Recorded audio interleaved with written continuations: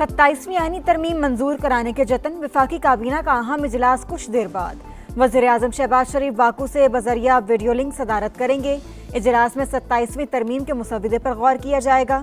وزیر قانون کابینہ ارکان کو آئینی ترمیم کے نکات پر اعتماد میں لیں گے۔ وفاقی کابینہ سے منظوری کے بعد مسودہ سینٹ میں پیش کیے جانے کا امکان۔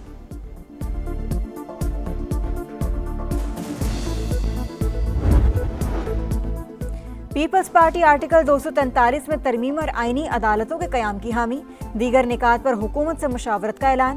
NFC ایوارڈ کے تحت صوبوں کے شیئر پر کسی قسم کا سمجھوتہ کرنے سے انکار۔ بلاول بھٹو کہتے ہیں آرٹیکل 243 میں ترمیم سے صدر مملکت کے اختیار اور سویلین بالادستی پر کوئی اثر نہیں آ رہا۔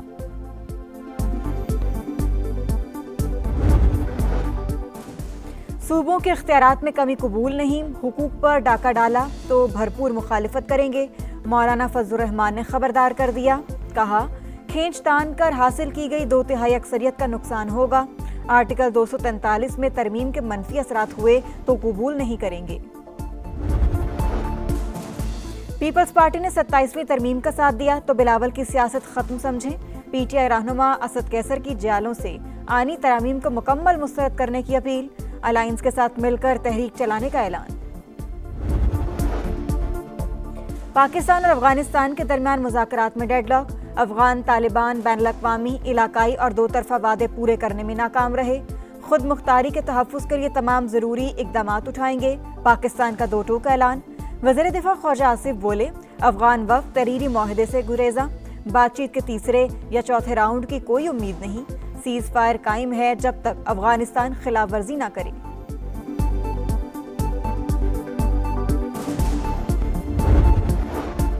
اسموگ کا روگ، لاہور آج بھی فضائی آلودگی میں دوسرے نمبر پر۔ ایئر کوالٹی انڈیکس 336 کو چھو گیا۔ کراچی 171 AQI کے ساتھ 5ویں نمبر پر۔ گجرانوالا، شیخوپورہ، قصور، فیصل آباد اور جھنگ بھی شدید متاثر۔ 27ویں آئینی ترمیم پر اتفاق رائے پیدا کرنے کی کوششیں، اسپیکر قومی اسمبلی کا چیمبر رابطوں کا مرکز بن گیا۔ ایاز صادق نے تحریک انصاف سے حمایت مانگ لی، PTI کا انکار، تحریری مسودہ مانگ لیا، کہا حتمی فیصلہ بانی کریں گے۔ وفد کا محمود خان اچکزئی کو قائد حزب اختلاف بنانے کا مطالبہ، حکومت کا مولانا فضل الرحمان سے بھی رابطہ، حمایت کی درخواست۔ وزیر اعظم کی اسحاق ڈار کو پیپلز پارٹی کے ساتھ رابطے میں رہنے کی ہدایت۔ وفاقی وزیر رانا تنویر کا کئی نکات پر اتفاق رائے کا دعویٰ۔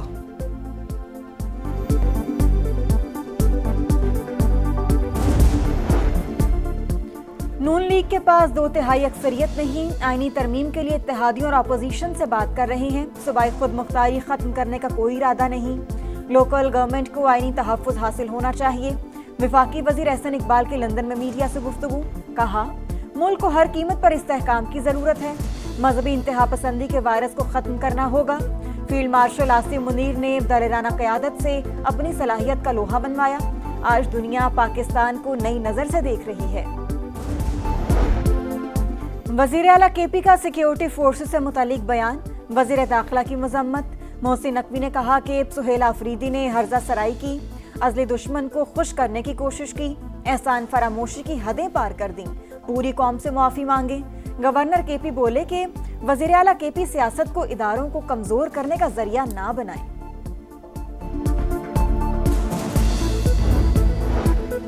وزیر اعظم کی صدر آذربائیجان الہام علیوف سے ملاقات، فیلڈ مارشل سید آصم منیر کی بھی شرکت۔ شہباز شریف کی حکومت اور عوام کو یوم فتح پر مبارکباد۔ دونوں ممالک کا دو طرفہ تعلقات، تجارت، سرمایہ کاری اور دیگر شعبوں میں تعاون مزید مضبوط بنانے پر اتفاق۔ وزیر اعظم نے کہا آذربائیجان کی فتح کشمیریوں اور فلسطینیوں کے لیے امید کی ایک کرن ہے۔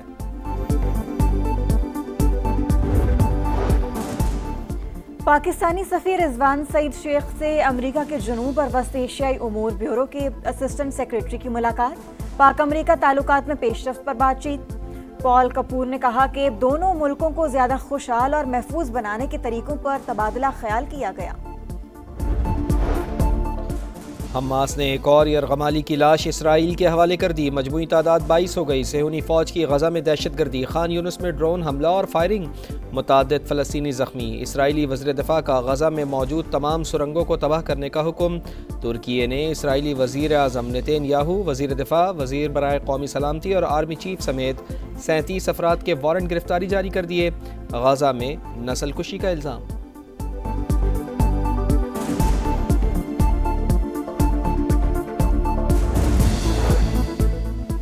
قازقستان کے ابراہم اکارڈ میں شمولیت، حماس کی شدید مذمت، کہا کہ اقدام غزہ میں اسرائیلی جرائم نظر انداز کرنے کے مترادف، عرب اور اسلامی ممالک صہیونی ریاست سے ہر قسم کے تعلقات منقطع کریں۔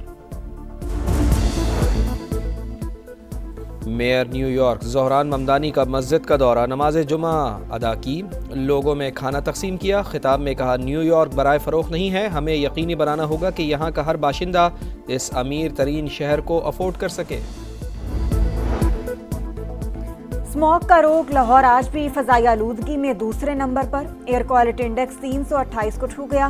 کراچی 171 AQI کے ساتھ 5ویں نمبر پر، گجرانوالہ، شیخوپورہ، قصور، فیصل آباد اور جھنگ بھی شدید متاثر۔ حیدرآباد میں تعلیم دشمنوں کی شرمناک حرکت، سینٹ ٹیکسٹ بک بورڈ کی نئی کتابیں کباڑیے کو بیچ دیں، ہزاروں طلباء کو نصابی کتب سے محروم کرنے والا کون؟ Chairman senate text book board نے ملبہ DO پر ڈال دیا، کہا ہمارا کام صرف کتابیں چھاپنا ہے، تقسیم کرنا نہیں۔ ون ڈے سیریز کا ڈو اور ڈائی میچ، پاکستان اور جنوبی افریقہ کی ٹیمیں تیسرے میچ میں آج آمنے سامنے ہوں گی۔ فیصل آباد میں جاری سیریز 1-1 سے برابر، فیصلہ کن مارکے کے لیے قومی ٹیم میں تبدیلیاں متوقع، ٹیم مینجمنٹ کی شاہینوں کو ڈٹ کر مقابلہ کرنے کی ہدایت۔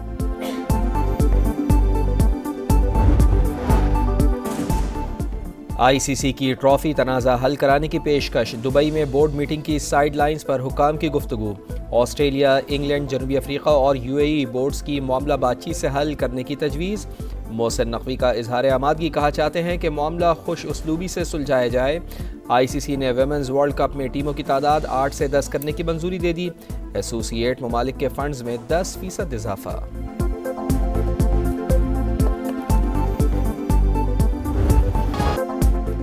اسلامک سالیڈیریٹی گیمز کی پررونق افتتاحی تقریب، ریاض میں رنگوں کا طوفان، اسلامی روایات کی جھلک، عرب ثقافت کے رنگ۔ ایونٹ میں پاکستان کا 54 رکنی دستہ شریک، ارشد ندیم بھی قسمت آزمائیں گے۔ مقابلوں میں 57 ممالک کے ہزاروں کھلاڑی ایکشن میں ہوں گے۔